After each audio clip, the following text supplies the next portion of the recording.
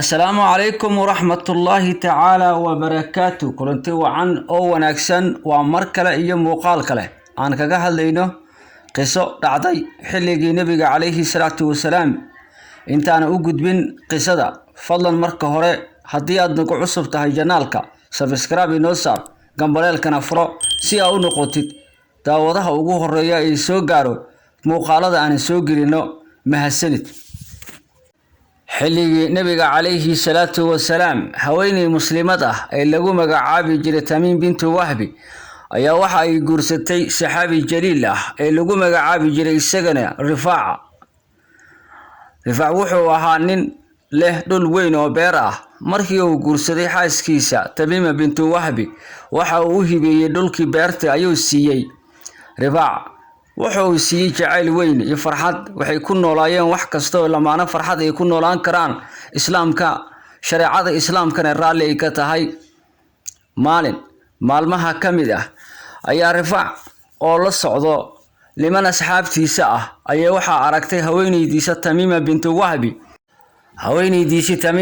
Wahbi markay aragtay sayidkeeda ama xaaskeeda ama ninkeeda oo la socdo niman ay ka qurux badan yihiin xagga dhirirka suurada dhan kaste ayay waxay qalbigeeda ka tiri maxaa ku agdhigay ninkani foosha xun leh adigoo sidaan u qurux badan miyaad raasatid nin kale oo ka qurux badan waan ogsoonahay inaan farxad iyo wax kasta Rifaac ka helay balse ma qurxano mana ag joogi kari agtiisa waxaan ka raasanayaa qof kale oo ka qurux badan inta markay nafteeda iska dhaadhicisay go'aankaas ay qaadatay arintii waxay soo gaartay nabi maxamed calayhi salaatu wasalaam waxayna u yimaadeen nabiga calayhi salaatu wasalaam markii ay u yimaadeen nabi maxamed calayhi salaatu wasalaam waxa hadlay Tamiima bintu Wahbi waxayna tiri yaa rasuulullah rasuulka ilaahayow anigu Rifaac wax kasta oo jacayl ama farxad ama lamaana ay ku noolaan karaan oo isiiyay quluq ama dabeecad ama dhaqan oo islaamka raali ka yahay ama farxad lamaana ay ku jirto waan ka helay ilaahay baa ku manaystay taasi balse waxaan dhibsaday qurux daradiisa oo ma qurxana anigana waxaan jeclaystay inaan iska furo oo waxaan rabaa inuu i furo inta marka ay tiri ayay waxay ku sii raacisay hadal kale oo sii ahaa waxaan u dhibsaday qurux daradiisa sida aan u dhibsaday kufriga ama gaalnimada aan u necbahay ayaan u necbahay qurux daradiisa intaas marka ay ku tiri rasuulka calayhi salaatu wasalaam ayuu rasuulka waxa uu yiri ma doonaysaa inaad celisid beertii lagu siiyay beertii weyneed lagu siiyay inaad u celiso ma doonaysaa kadibna waxay tiri haa waan u celinayaa beertiisa kadibna wuxuu la hadlay rasuulka calayhi salaatu wasalaam Rifaac oo meeshii jooga wuxuuna ku yiri haweeneydan ama xaaskaada kuma jecla kumana doonayso waxa ayna doonaysaa waa furiin marka beertaadii ha ku soo celiso adigana iska fur sidaas buu Rifaac wuxuu ku furay haweeneydiisa Tamiima bintu Wahbi beertina ay u soo celisay Tamiima bintu Wahbi markii ay u dhamaatay ciidadii waxa ay guursatay nin lagu magacaabi jiray Cabdiraxmaan bin Zubayr oo isagana ahaa saxaabi Cabdiraxmaan bin Zubayr wuxuu ahaa nin qurux badan waji qurux badan Allah xoog iyo dhiirna lahaa waxa ay ku dooratay quruxdaasi balse Tamiima bintu Wahbi ma aysan ka helin Cabdiraxmaan bin Zubayr waxa ay ka heli jirtay sayidkeedii hore ama ninkeedii hore ee Rifaac haday ahaan lahayd dhanka farxadda wax siinta gogosha iyo waxyaabo kasta oo jacaylka ama lamaanaha u baahan yahay Cabdiraxmaan bin Zubayr wuxuu ahaa nin mashquul badan inta badan maqan gacan qaadkiisana uu badan yahay Tamiima bintu Wahbi intaas markay in badan u samirtay ay isugu mid yihiin habeen iyo maalin ee cidla ay ku nooshahay farxad aysan haysanin lamaana la jooga aysan haysanin waxyaabo badan ay u baahan tahay aysan haysanin markay inta wax badan ay u samirtay intaas kadib Tamiima bintu Wahbi waxay isku dayday inay wax badan ka dhaadhiciso ninkeeda Cabdiraxmaan bin Zubayr balse arrinkii faraha ayuu ka sii baxay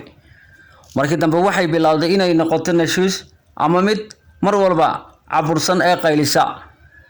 waxayna ku tiri ninkeeda Cabdiraxmaan bin Zubayr adigu ma tihid sida nimanka oo kale waxa ka wanaagsan nimanka kale waxaan kugu tilmaamo ma garanayo markaas Cabdiraxmaan bin Zubayr aad buu u carooday marka hadalkaas maqlay oo hadalladaasi uu aad u dhibsaday markay ku tiri adigu nimanka kale ma tihid oo macnaheedu nimanka kale way ka wanaagsan yihiin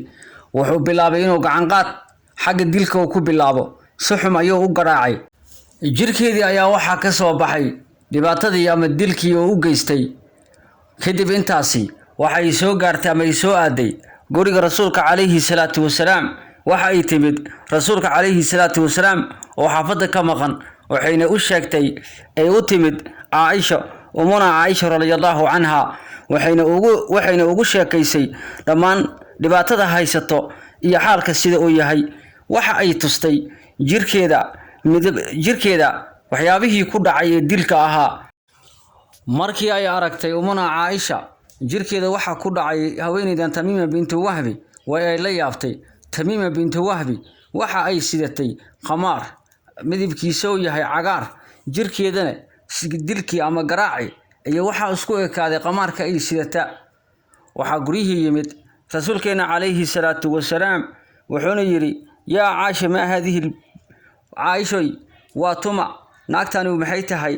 markaas bay ugu sheekaysay oo naagtan waxay tiri waa Tamiima bintu Wahbi waxayna ka ishtakoonaysaa ama ka dacwoonaysaa ninkeeda Cabdiraxmaan bin Zubayr wallahi baan ku dhaartay wuu garaacay oo aad buu u garaacay qamaarka ay sidata ay cagaarka ah iyo jirkeeda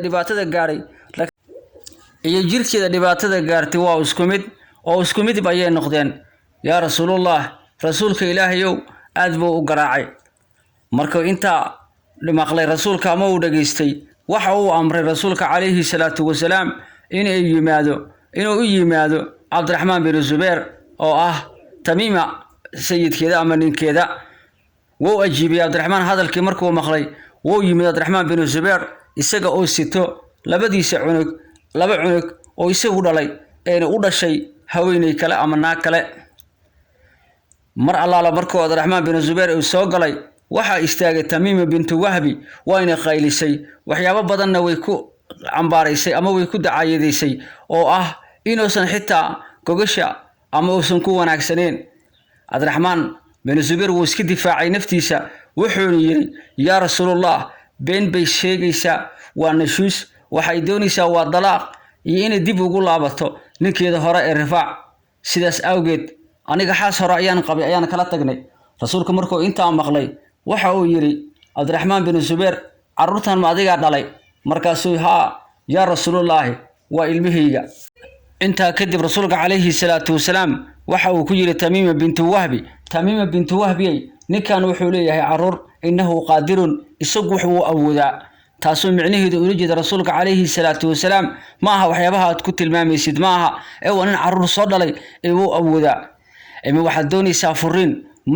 Tamiima bintu Wahbi waxa ay ugu jawaabtay ma ya rasuulullah oo ma doonayo furiin rasuulku wuxuu yiri haddana mar labaad ma waxa doonaysaa inaad dib ugu laabatid ninkaadii hore maya ya rasuulullah wallahi ma doonayo haddaba haddii ay saas tahay Tamiima waxaad kula noolaataa ninkani noloshiisa kula noolaaw oo la joog haddii baad furiin doonaynin ninkaada hore dib aad ugu laabanaynin la joog ninkaada ee la noolaaw markuu rasuulka siiyay Tamiima bintu Wahbi waxa ay la nooleed Cabdiraxmaan bin Zubayr noloshii adkeed iyadoo wax kasta oo dhibaato ah ay soo marane qarsan jirtay ama isiga aamusi jirtay ilaan meel ay u carartay ma jirin wax kasta ay nafteeda ama mataqaana dhibaato ahna ay ku samirto وما أصابكم من مصيبة فبما كسبت أيديكم ويعفو عن كثير وما أنتم بمعجزين في الأرض وما لكم من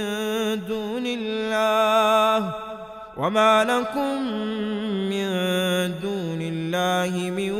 ولي ولا نصير. intaa haynoo joogto maanta qisadeena qisada waxaa idiin soo diyaariyay anigoo ah Ustaad Cabdinaasir channelkaad ka daawanaysan waa Ustaad Cabdinaasir channel intaan dib u kulmi doono waxaan idinka tagayaa sida iyo nabadgelyo. Assalaamu calaykum wa rahmatullaahi ta'ala wa barakaatuh.